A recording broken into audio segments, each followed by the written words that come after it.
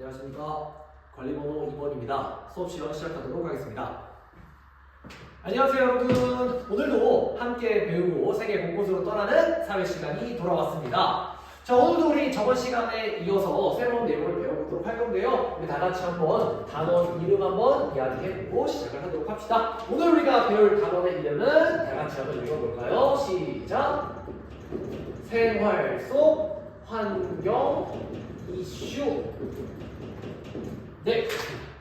자, 우리가 저번 시간 이 앞단원에서 계속 환경과 관련된 이야기들을 하고 있었습니다. 그래서 기후변화나 혹은 뭐 이제 쓰레기들의 이동 이런 것들에 대한 이야기를 했었는데요. 오늘은 우리 생활 속에는 또 다른 환경 이슈들은 어떤 것들이 있을까를 하나씩 확인을 해보는 시간을 가지도록 하겠습니다. 자, 먼저 본격적인 수업에 들어가기에 앞서서 먼저 여러분들 생활 속 환경 이슈가 어떤 것들이 있는지 한번 좀 확인을 해보고자 제가 좀 기사를 하나 좀 가져와 봤습니다. 한번 다 같이 한번 읽어보도록 할게요. 먼저 제목부터 한번 읽어볼까요? 제목은 시작! 투발루 침수에 관한 이야기. 네. 이 기사를 한번 잠시 읽을 시간을 드릴 테니까 한번 잠깐 읽어보도록 할게요. 네. 기사 다 같이 한번 읽어봤죠. 기사에 있는 주요 내용은 무엇이었습니까? 맞아요. 투발루가 앞으로 한 50년도 안 돼서 잠길 위기에 처해 있다라는 것이었어요. 자, 그렇다면 기사 안에서 왜 물에 잠긴다라고 하는 이유가 써져 있었는데요. 이거에 대해서 한번 이야기해 볼 수 있는 친구 있을까요? 네. 서준이가 손 들었는데 한번 이야기해 볼까요? 네, 맞아요. 지금 기사 안에서 기후변화로 인해 해수면이 상승했기 때문이다 라고 이야기를 하고 있습니다. 이것처럼 지금 기후위기로 인해 물에 잠겨서 나라가 사라질 위기에 처해 있는 나라들도 있다 라고 이야기를 하고 있어요. 혹시 여러분들 이것처럼 해수면 상승으로 인한 다른 피해들에 대해서 한번 확인해 본 적 있는지 있나요? 혹시 위기기사건 혹은 뭐 신문이건 다른 것들을 통해 한번 본 적 있는 친구들 있을까요? 자신의 경험을 한번 좀 이야기해 줄 수 있는 학생이 있으면 손 들고 한번 이야기해 주시기 바랍니다. 네. 지민이가 손 들었는데요. 한번 이야기해 볼래요? 네. 지민이는 다큐멘터리를 예전에 봤었는데 우리나라가 해수면이 상승하게 되면 많이 잠긴다. 평야에 있는 부분이 많이 잠긴다라는 걸 한번 봤었다고 하네요. 선생님이 그래서 요 인터넷 사이트를 하나 가져왔는데요. 한번 넘어가 보도록 하겠습니다. 자, 이 사이트는요. 우리나라 그러니까 해수면이 얼마만큼 상승했을 때 어디까지 물에 잠기는지를 알려주는 사이트예요. 그렇다면 한번 해수면의 상승을 한번 참고해보도록 해수면을 상승시켜보도록 할게요. 지금 동네는 우리 동네입니다. 해수면을 10m 상승시키니까 지금 우리 학교 어떻게 됐어요? 맞아요. 거의 물에 잠기기 직전입니다. 해수면을 조금 더 올려볼까요? 20m를 올려도 우리 학교 어떻게 됐습니까? 물에 잠겼어요. 이처럼 해수면 상승이 지금 아까 봤던 기사에서 있었던 것처럼 다른 나라의 사례가 아니라 우리나라에도 해수면 상승이 영향을 끼친다라는 겁니다. 이처럼 환경 이슈는 먼 나라의 이야기가 아니라 우리 생활 속에 잠겨있는 이야기예요. 그래서 생활 속에 담겨있는 이야기이다 보니 우리가 꼭 기억을 해둘 필요가 있습니다. 네, 그래서 오늘은 구체적으로 어떠한 생활 속에 다른 환경 이슈들이 있는지 한번 확인해보는 시간을 갖도록 할 거예요. 네, 자, 우리가 지금까지 로컬 푸드에 대한 이야기와 미세먼지에 대한 이제 이야기로 환경 이슈 두 가지를 한번 확인을 해봤습니다. 자, 그렇다면 또 다른 환경 이슈로 이번에는 활동을 하나 진행을 해보도록 할 건데요. 무슨 활동을 진행을 할 거냐? 찬반 협동 토론 활동을 진행을 해보도록 하겠습니다. 어떤 주제를 할 거냐면 유전자 재조합에 대한 찬반 협동 토론을 진행하도록 할 거예요.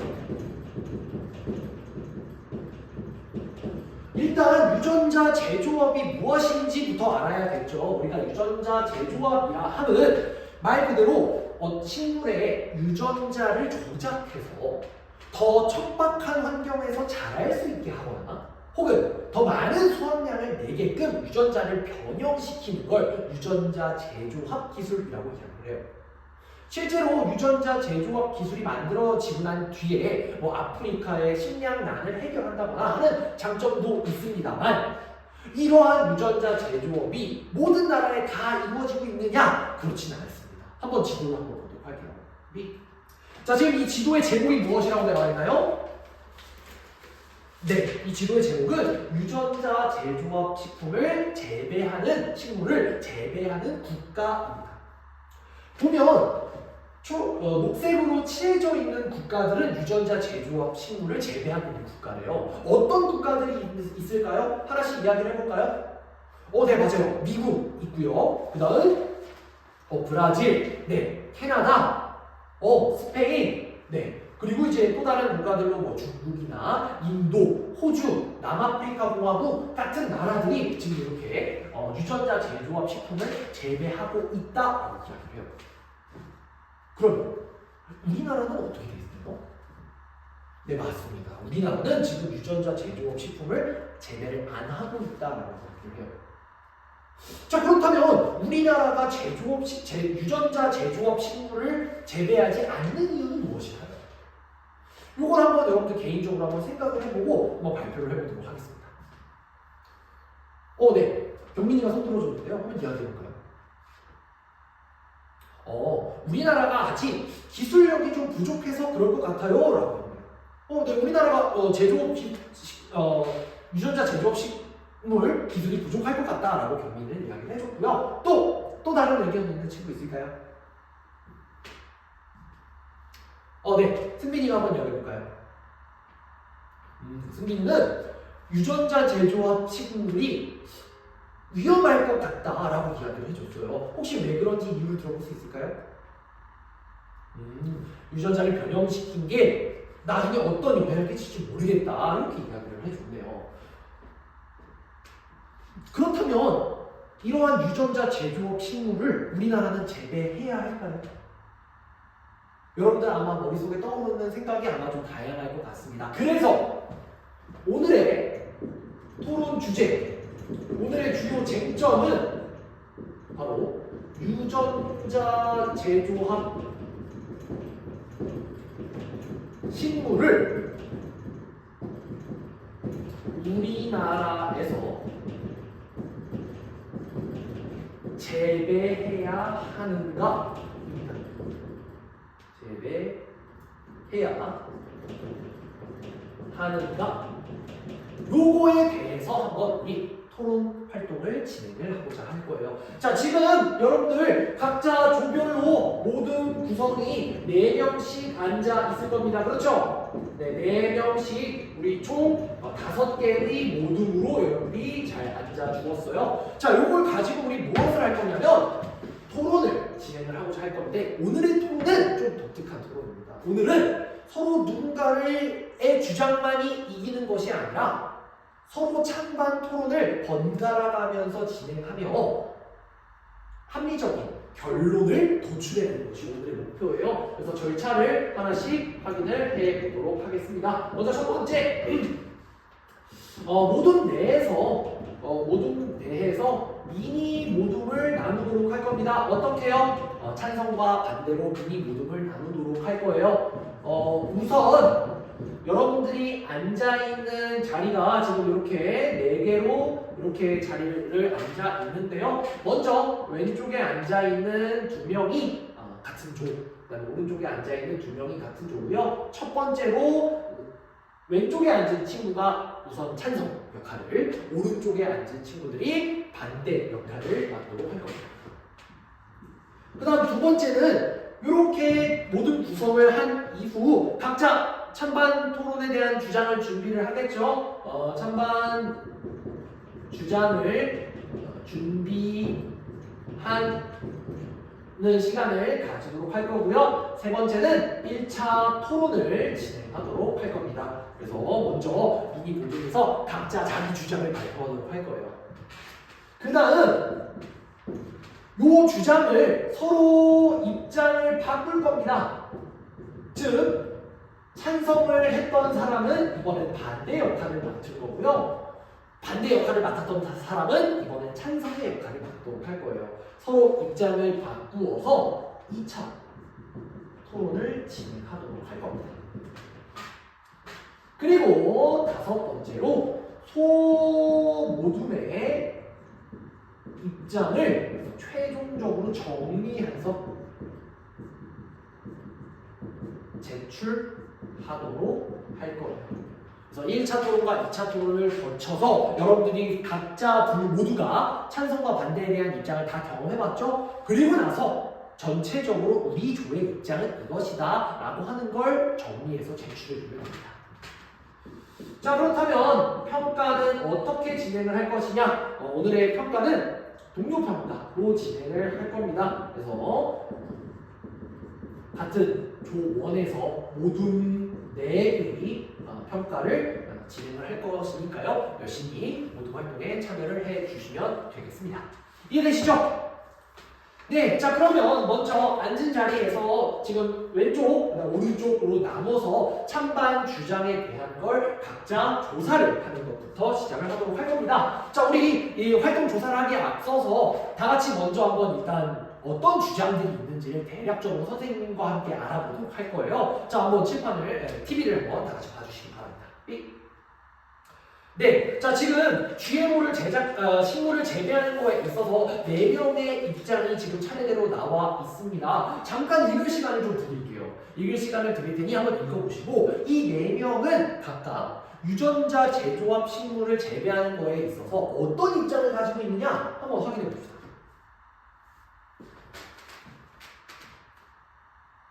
네, 잠시 한번 읽어봤을까요? 자, 그렇다면 먼저 생명공학 연구자 같은 경우에는 지금 어떤 입장을 가지고 있나요?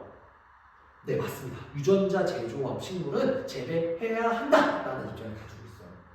그럼 환경단체는 어떤 입장을 가지고 있어요?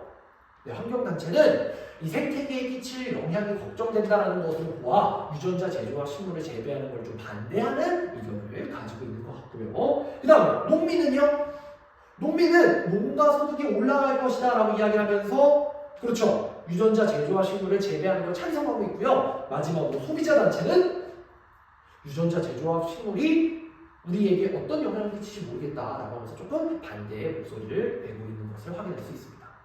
자, 그러면 이처럼 유전자 제조합 식물을 우리나라에서 재배해야 되는가에 대한 찬성과 반대가 이렇게 다양한 의견이 나올 수가 있어요. 이런 식으로 찬성과 반대 의견들이 여러분들 먼저 한 번씩 각자 맡은 주장을 찾아주시면 되겠습니다. 자, 지금부터 10분 정도 드리도록 하겠습니다. 자, 10분 동안 먼저 각자 자신이 맡은 입장을 찾아보도록 합시다. 시작!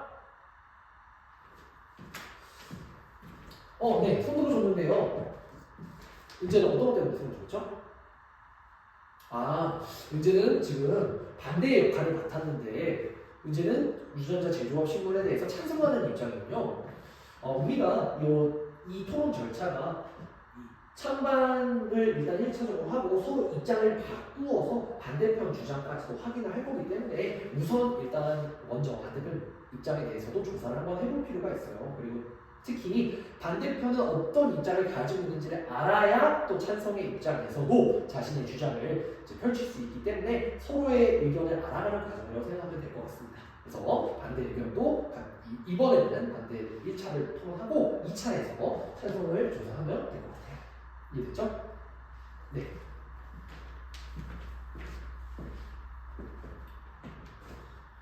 땡. 네, 자 각자 찬반 찬반에 대한 조사가 다 끝이 난 것 같습니다. 자 그러면 이번에는 그 미니 모둠에서 조사한 바를 가지고 토론을 한번 진행을 해보도록 하겠습니다. 시간 잠깐 드리도록 할 때 5분 정도 드리도록 할 테니 조별로 조사한 것들을 토론을 진행해 주세요. 시작.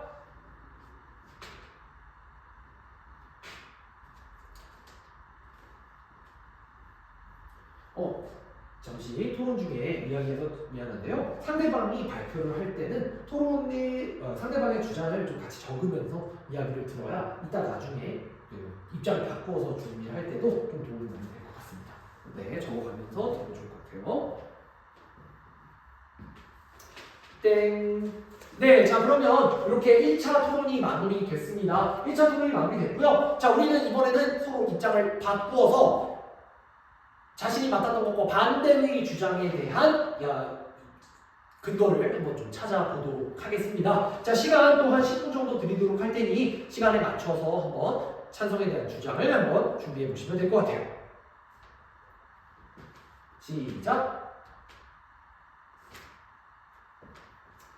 네. 자, 그러면 이제 2차 토론을 또 시작을 하도록 하겠습니다. 5분 정도 시간을 드리도록 할 테니 아까 1차 토론과 마찬가지로 서로의 의견을 토론을 주장을 해주시면 시작을 해주시면 되겠습니다. 시작. 땡. 네. 자, 이렇게 2차 토론까지 진행을 했습니다. 자, 그렇다면 우리 반 모두가 각자 찬성과 반대에 대해서 한 번씩 다 생각을 해본 거 생각을 해봤어요. 그렇죠? 네. 우리가 이렇게 찬성과 반대에 대한 의견을 다 한 번씩 경험을 해봤는데, 경험을 해보고 난 뒤에 여러분들 맨 처음 가졌던 이 토론 주제에 대한 여러분들 생각이 혹시 바뀌게 되었을까요? 아니면 원래대로 그대로 유지가 되었을까요? 우리 요것들을 한번 모든 원리가 다시 한번 이야기를 해보고 모두의 입장을 한번 정리해서 제출을 해보시기 바랍니다. 자, 주의할 점은 지금 우리가 오늘 진행하는 이 토론 협동 학습은 찬성이 이긴다, 반대가 이긴다가 정해져 있는 토론이 아니에요. 우리는 찬성과 반대의 의견을 모두 종합해서 합리적으로 어떤 결정을 해야 되는가를 도출해내야 되는 것이기 때문에 모든 원들과 협동을 보여주셨으면 좋겠습니다.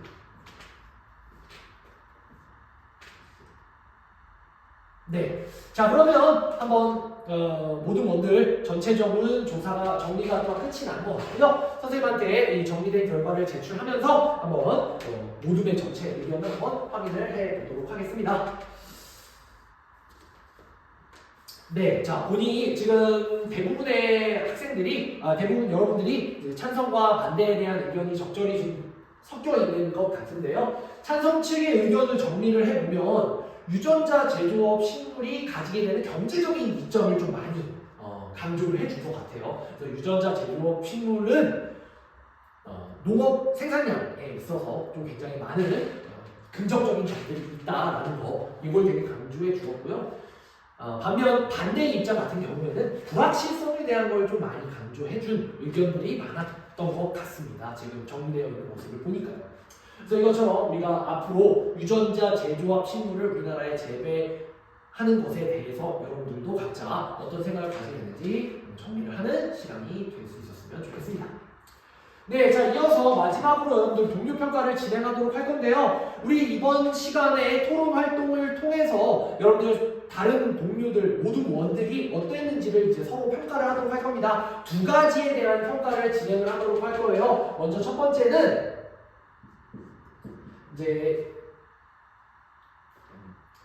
정보 처리 역량을 보도록 할 건데요. 여기서 이 정보 처리 역량이라 함은 토론에 대한 논리적 근거 이런 것들을 정확히 잘 찾아서 분석을 해 주었느냐에 대한 이야기이고요. 두 번째는 협력적 소통 역량인데요. 여기서 말하는 협력적 소통 역량이라 함은 우리가 토론 활동을 진행하면서 서로 얼마나 협동심을 잘 발휘하였느냐, 같은 주장을 가진 친구들끼리의 협동, 그리고 상대방을 존중하는 태도, 이런 것들을 동료 모든 원들 간의 상호 평가를 진행을 해 주시면 되겠습니다. 자, 그러면 이어서 동료 평가로 넘어가도록 할게요.